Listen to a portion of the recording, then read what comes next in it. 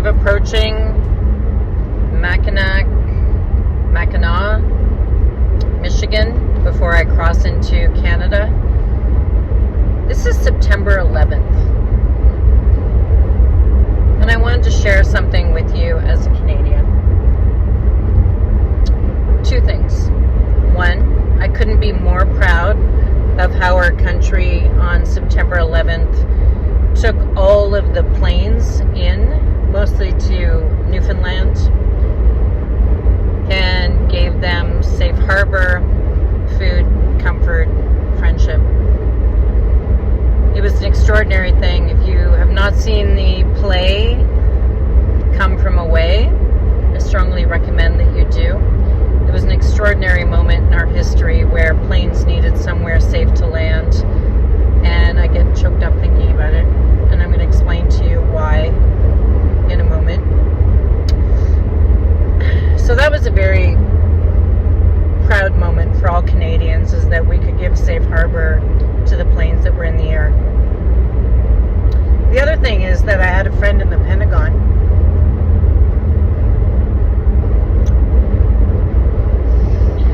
And because communications were down all day, a friend that I traveled to Paris with twice, very good friend from Ottawa, Ontario, Canada, and a military officer, we didn't know where she was for a long time. Her husband was also a military officer, and he kept the friends apprised. She obviously made it out. We have traveled together. Her daughter is also a very good friend of mine. But every day on September 11th, I post on my Facebook that I am grateful that she's still alive. She was with a senior officer as a Canadian visiting the Pentagon on that day. So it was a very long day for us. As we watched the towers go down and we saw the Pentagon hit, and obviously the very, very brave people of Flight 93. But I didn't know where she was. I don't mean this to minimize at all the horror that family members had. It's just that somebody I loved was in the Pentagon that day, and not knowing was a very painful thing. So on this September 11th, as I drive through Upper Michigan, I am thinking of the hell that this country went through on that day, but also the challenges that Canadians had and the way that we rose up to help people who were on those planes and giving them a home away from home in Newfoundland.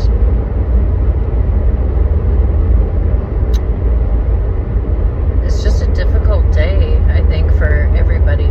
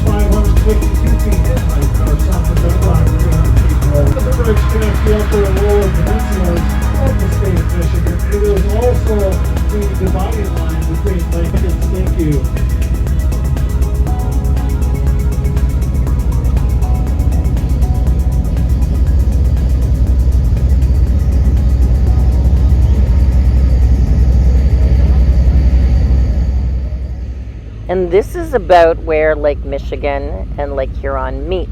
And we're on our way to Mackinac Island, a pedestrian-only island that is like stepping back in time.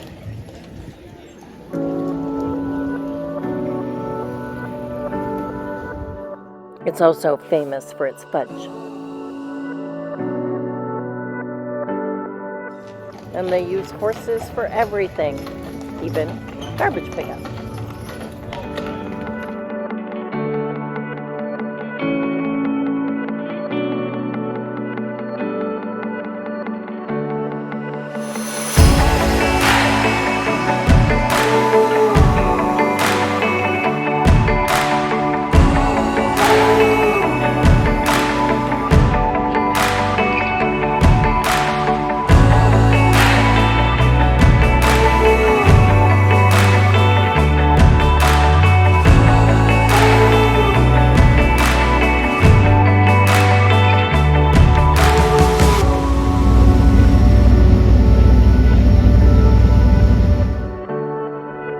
And then a short drive back to Canada.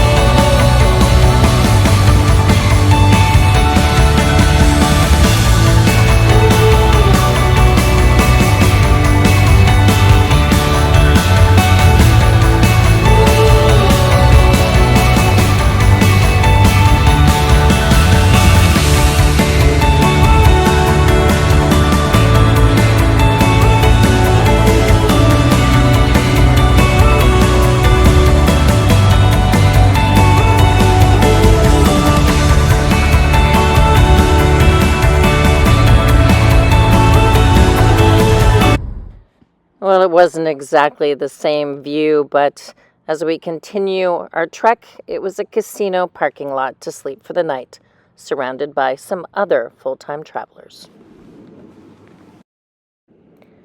Next time we head into Northern Ontario. It's a long drive, but wow, it was stunning.